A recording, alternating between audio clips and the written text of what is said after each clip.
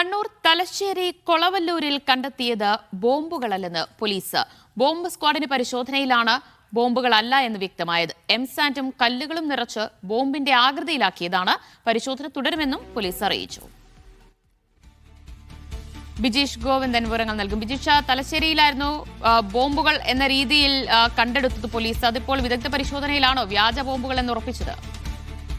ദിവ്യ, ഇത് Kolavallur police station പരിധിയിൽപ്പെട്ട Poyilur Meppadi എന്ന് പറയുന്ന സ്ഥലത്ത് കണ്ടെത്തിയ സാധനങ്ങളാണ് ബോംബുകളല്ലെന്ന് പോലീസ് സ്ഥിരീകരിച്ചിരിക്കുന്നത്. രാവിലെയാണ് ആളൊഴിഞ്ഞ പറമ്പിൽ ബക്കറ്റിൽ മണൽ നിറച്ച നിലയിൽ ബോംബുകൾ എന്ന് സംശയിക്കുന്ന സാധനങ്ങൾ ഒളിപ്പിച്ച നിലയിൽ കണ്ടെത്തിയത്.